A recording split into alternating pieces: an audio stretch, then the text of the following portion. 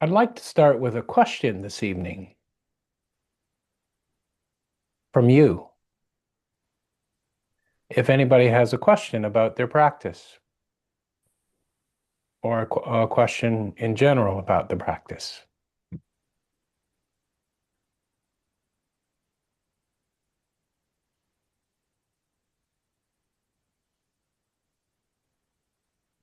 Yeah, Susan, So this is something that I wanted to I talk a can't little hear bit. you.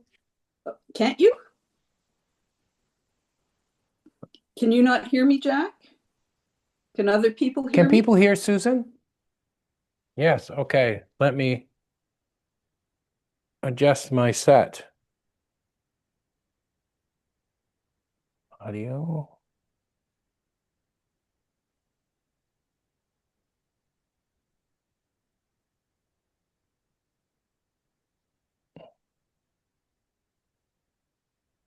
Okay, try it now. Okay, can you hear me now? Yeah, I just had the wrong I had the wrong setting. And is there a button there that says we're being recorded? Yes. Okay. All right. So 2 weeks ago, at the in the class when you said you were bringing us back to the beginning again, I get so much out of being taken back to the beginning of, Mm. like the basics and just starting all over again. It seems every time that happens, it's looking at it from a completely different aspect. And I'm seeing things that I'm doing as appropriate. But as I move through, and then I kind of get lost in the details. Not that I can't do, I do the work. I think that I'm moving in the right direction, all of those things. Yeah. But there's a freshness that goes away. Yeah. And how, I mean, so it's really nice that you do that for us every, once or twice a year. I really like that. But can we keep the how can I keep the meditation, how can I keep the process, the practice fresh? Yeah. Yeah. Good question. So last week or 2 weeks ago, when I did that, were we working with the breath then? Were we just kind of working with the breath in a very fundamental way? You took us right back to the very beginning, but not just sitting. I mean, for a while we were just sitting Yeah. And not doing anything. and, well, being present, hopefully. Yeah, yeah, yeah. Yeah, yeah. um, Hmm.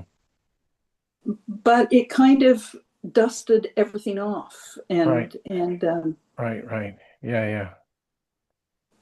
so keep it up. I still Yeah. want you to do Yeah. those things a couple of No, times a week. that's a really good point.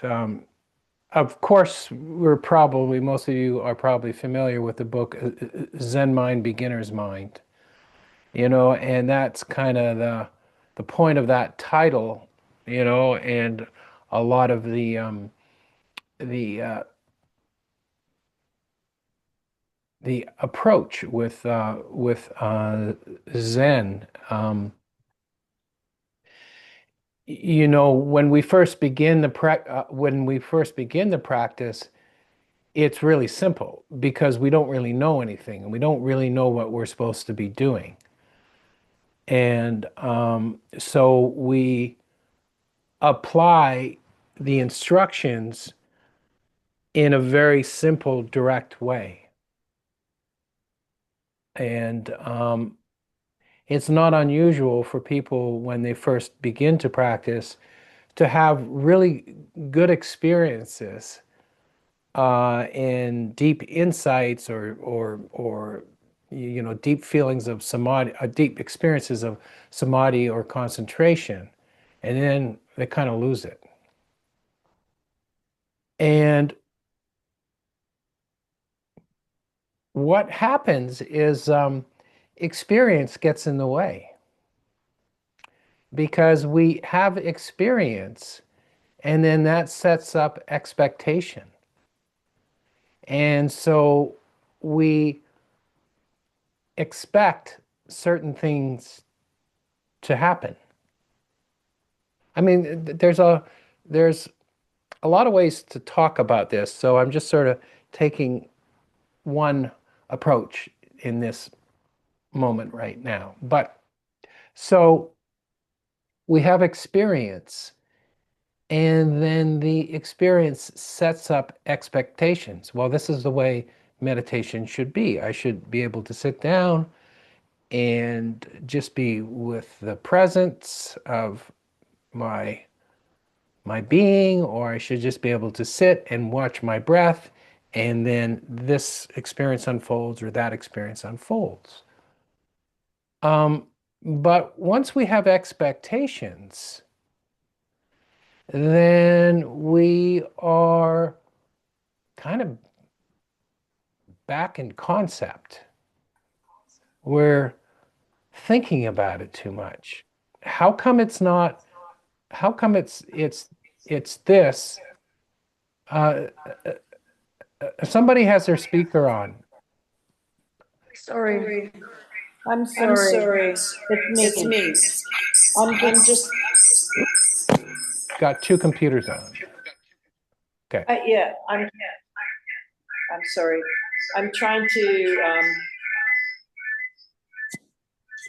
turn off my phone. Okay.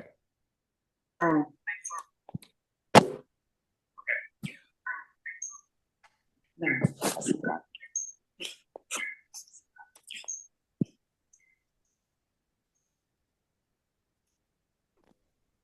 Okay. So we have experience, and it's kind of it's a bit tricky because of course it's through the experiences that we have in the in our practice that gives us Water. confidence, that gives us um, a sense of direction, that gives us insight, that gives us a feeling that we are moving towards something of great value. So these experiences are very useful. But the tool that we're trying to develop is the tool of being able to look in a very direct and pure way. The tool that we're trying to sharpen is awareness, is this unconditioned awareness. And in the insights that we do have, when we have a true insight, it is that pure aspect of awareness that shines through our consciousness for maybe just a moment in time and allows us to see things in a much more direct and deep way. So we have an experience. It's like, wow, that was something. But we need to be very careful with that because once the experience is gone, it's gone.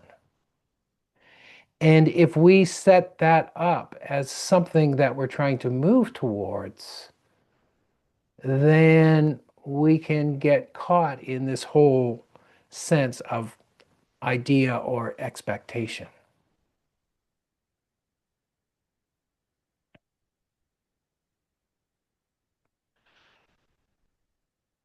So there's a way that we need to learn to be able to put experience aside and just sit and just be. But it's really hard to do. I mean, the fact that you come back to these classes, the fact that you do retreats, the fact that you've been involved in your own practice for years and years and years? It's because the experiences that you have hopefully have been positive experiences and have helped you grow, helped you develop your practice. So we use these as a guideline, but the actual meditation itself is letting go of all expectations. It's actually letting go, if you will, of time. It's the idea of you're waiting for something to happen. You want to revisit something that's happened. But if I may say, the true meditation is stepping outside of all expectations. There's a saying somewhere, no hope, no fear. And learning to abide in that place. So the course that I was going to do next weekend, and the course that I will be doing at the Dharma Center, and I canceled the course for next weekend. I've been pushing myself. There's just been a lot going on, and I realized that I need to be careful. So anyway, um, the course that I will be doing at the Dharma Center is, I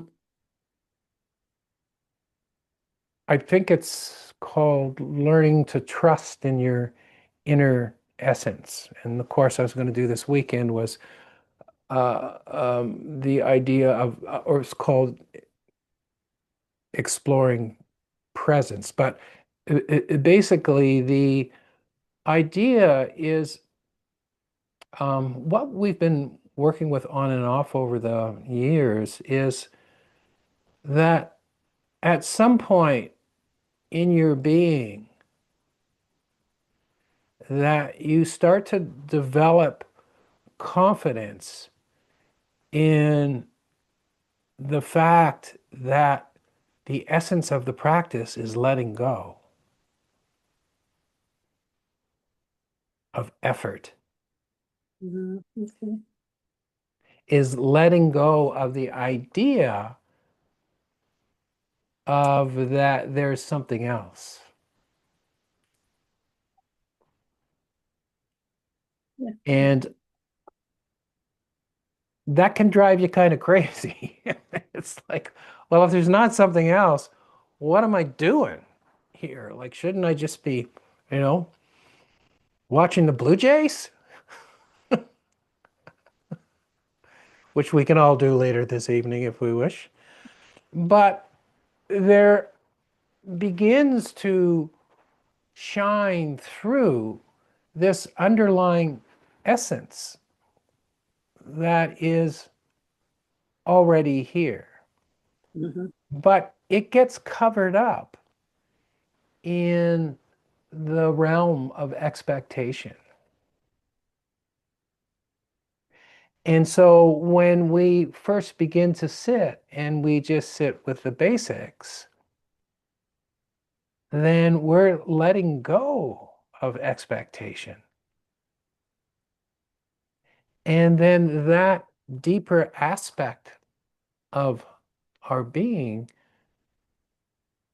has a chance to present itself, or we become connected with it, however you want to say it.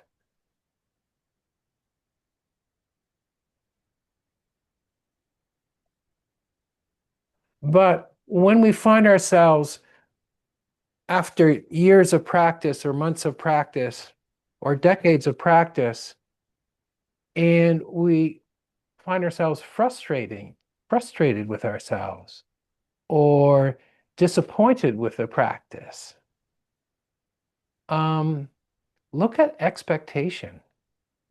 Okay.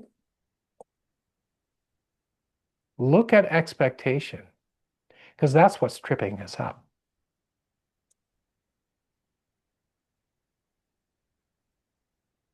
The experiences that we have of this, this perhaps it's an insight into this pure aspect of mind, or perhaps it's a unitive experience of not being separate from anything. Those deeper experiences that we have,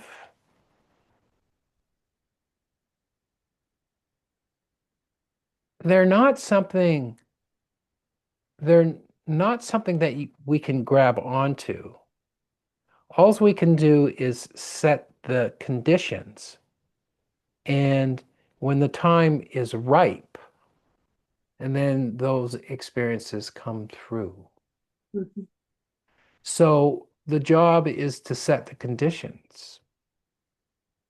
And, within the framework of Buddhism, there's all types of practices we do for, you know, working with our perception, working with looking at the five skandhas and developing the five spiritual faculties, and um, within the Vajrayana tradition, doing the purification practices and so on.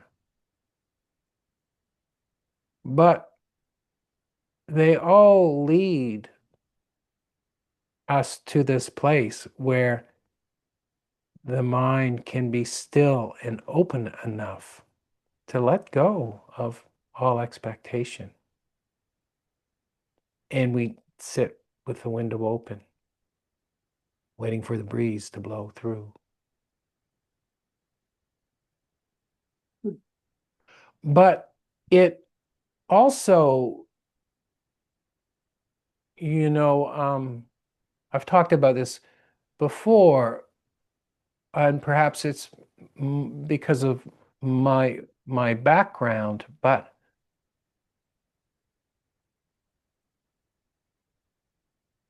I think the most important thing in practice is just the basics. It's just the basics. You do as much study as you want, and that can be very helpful. But can we sit with ourselves and see what's there and not follow it? Can we sit with ourselves and not get caught up in what the mind is doing?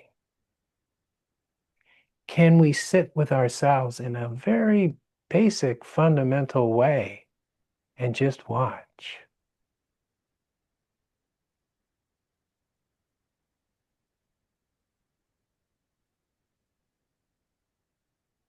You don't have the same type of concentration, perhaps this year as you did last year, this week as you did last week. Can you be okay with that? Because in terms of the study you've done, in terms of the teachings you've received, you should know that that doesn't change anything.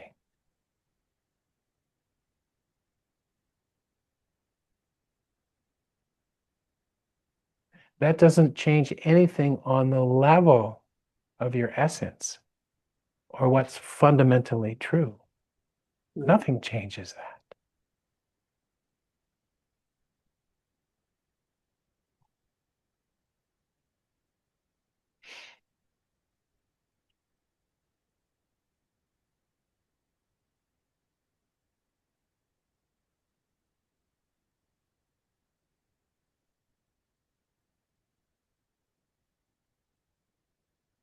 That's why I think at times that the Theravadan practices, the Anapanasati practices, and the Zen practices, um, I think at times, sometimes I think they're the most advanced practices. In Vajrayana, they like to say, there are people within that tradition who will say, well, that's Hinayana practice or Mahayana practice and Vajrayana is the highest practice. Huh.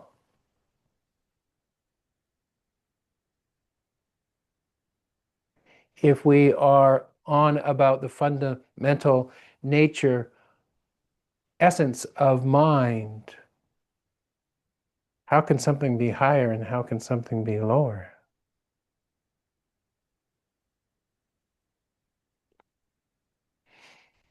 What are you trying to sell me?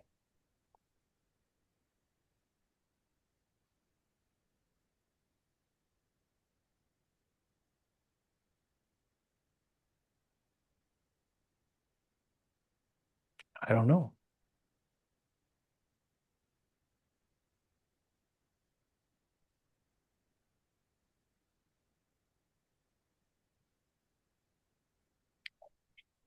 I've done a lot of the Vajrayana work, and it was really, really helpful for me. But at some point,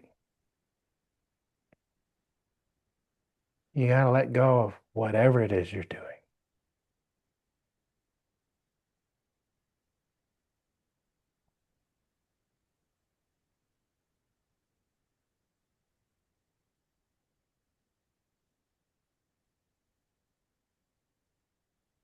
And it's a bit tricky, and I try to go back and forth. So sometimes I'm working, you know, teaching more of the fundamental practices, and then we sort of start to look at nature of mind, and we start to investigate that. But know when I'm talking about that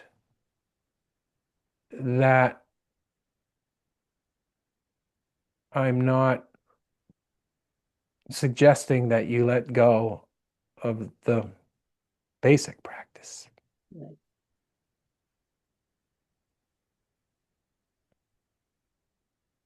That it is that fundamental practice that is the gateway into a deeper seeing.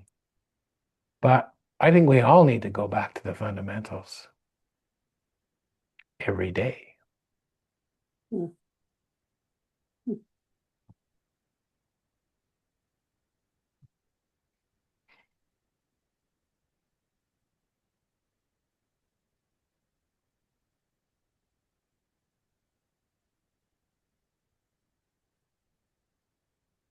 Yeah, that was a great question, Susan. Thank you. Thank you.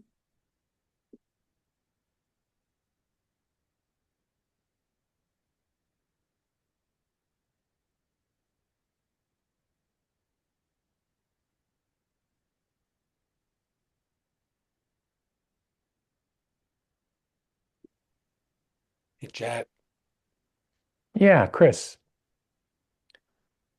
I'm wondering if you could speak a little bit about principles of retreat.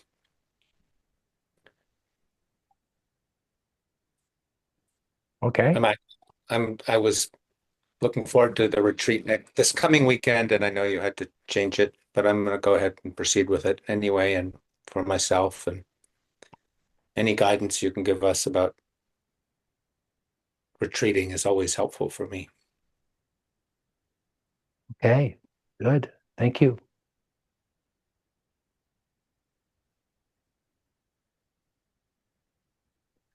Well,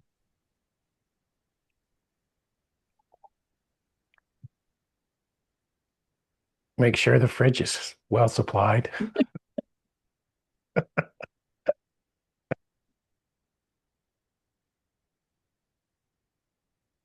Um,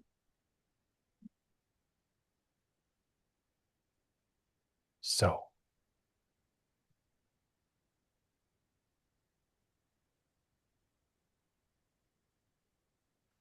let's start with attitude. And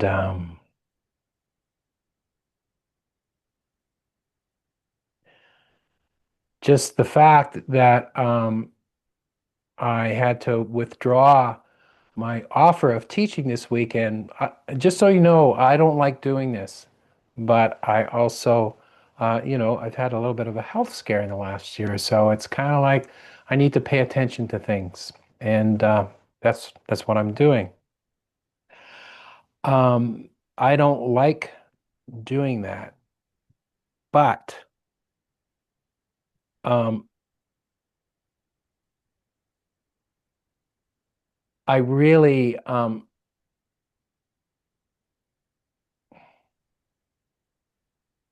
hope or wish that people don't just rely on me to be leading a retreat.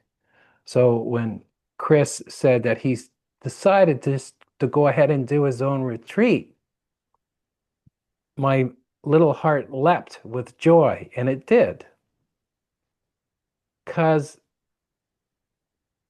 this is what's most important is this desire within us to take advantage of our time, to take advantage of the privileges that we have, and to use what it is we have to deepen our practice, deepen our awareness, deepen our sensitivity, deepen our compassion. So, going into a retreat with the attitude of that you want to drink deeply from the well of Dharma is the most important thing. As when you have that desire, when you have that thirst, this is what's going to move you forward, not me.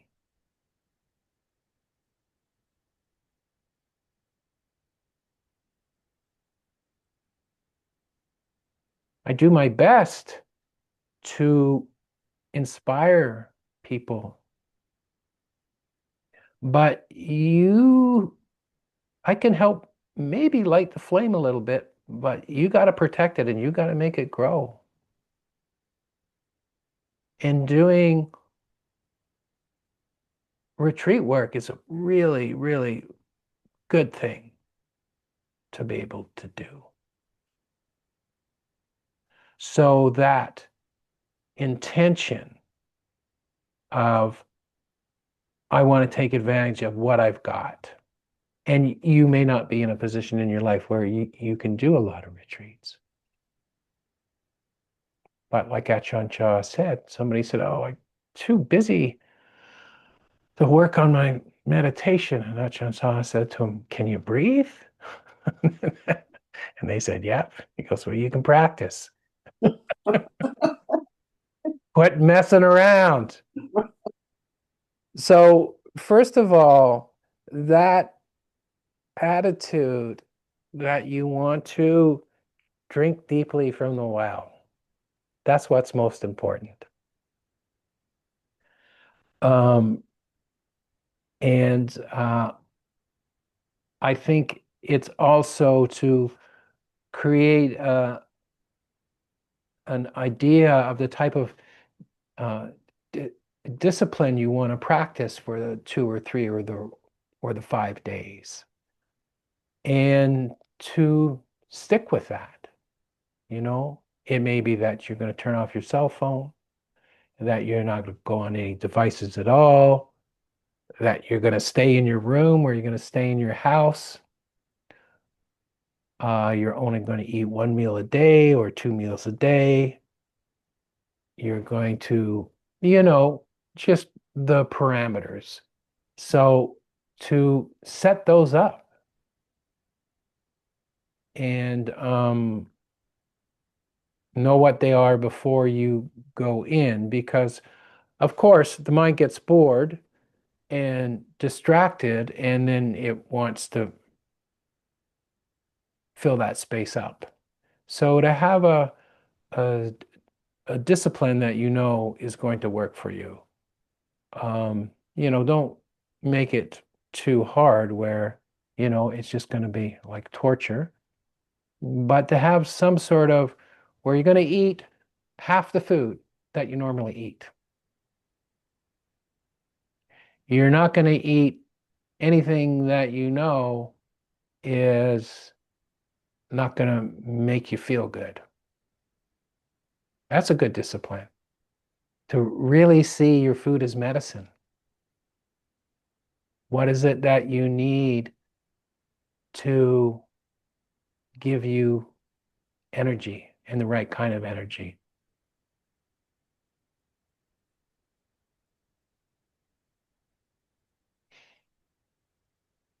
How much do you need to eat? Distractions of the outside world, you know, everybody has the things that they need to do and their responsibilities, but man, people get distracted really quickly. And, I better answer that call. Right? And you answer the call, and, 6 years later, here you are. Why did I ever answer the phone? So, set up, when we do, when you do a retreat in a monastery or you go to a retreat center, there's retreats where you just sort of carve out this area and this is where you're going to do your practice and you don't leave that area. You stay within that. So, you can do that physically, but also psychologically as well, or or mentally. So get clear on your interactions with the outside world and cut out as much as you possibly can. Have a discipline about how much you're gonna sit and perhaps walk if you're doing the walking meditation, or it could be just a sitting meditation. So I find generally it's good as a minimum to sit 4 hours a day. And you have to know what your parameters are. Some people will want to sit 8 hours, 8 hours a day or 10 hours a day. But if you're doing a short retreat, you're probably not going to get into those numbers, but sit at least 4 hours a day, 4 sessions a day, 4 practice sessions a day. Um, Also to have an intention of the type of practice that it is you want to do. It may be breath work, anapanasati. It may be scanning the body or spending more time scanning the body. And it may be working more with that sense of awareness or presence, or it may be a combination of all those. Or perhaps you're doing another type of practice. So you're doing a Vajrasattva practice or a Guru Rinpoche practice. So have your practice, make up your mind before you go into the retreat what your practice will be.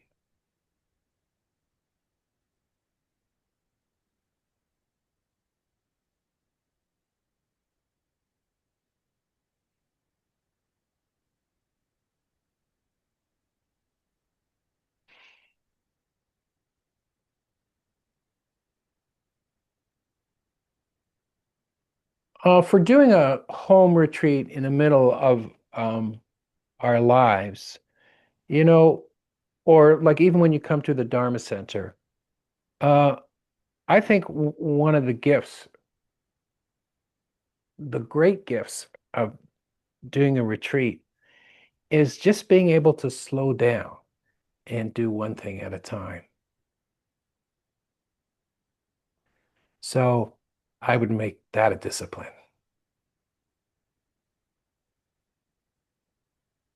Slow down, do one thing at a time. When you drink your tea, just drink your tea.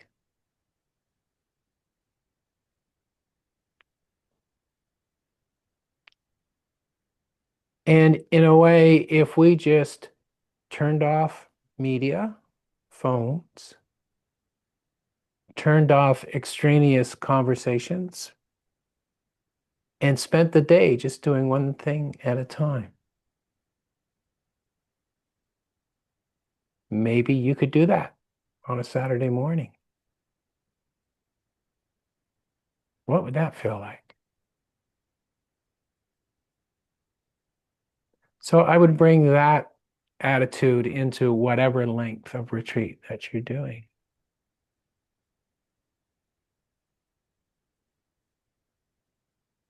Like the Buddha said, when you're walking, you're just walking. When you're lying, you're just lying. When you're sitting, you're just sitting. When you're speaking, you're just speaking. When you're hearing, you're just hearing. When you're tasting, you're just tasting.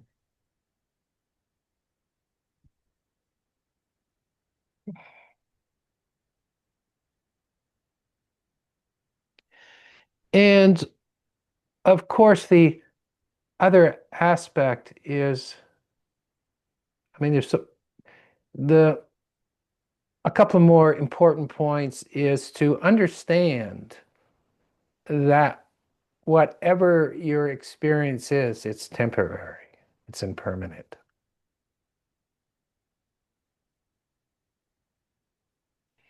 The good, the bad, and the ugly is temporary.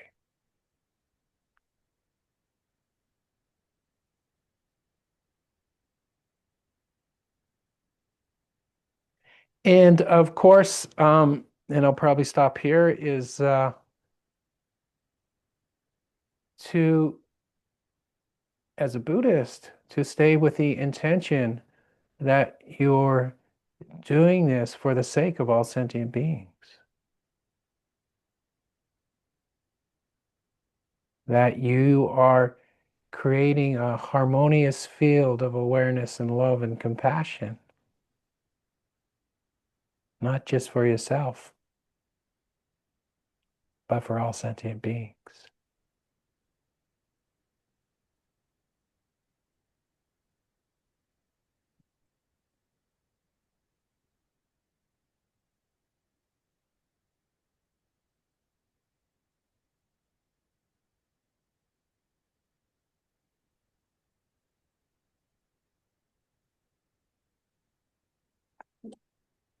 So maybe we could, I'd like to see the transcripts for this, but maybe that's just a good way to live our lives. Yeah. Yeah. A lot of those ideas and principles, right? A lot of those ideas and principles. I don't think there's anything that I said in there that you couldn't say, well, what's a good way to move through our days?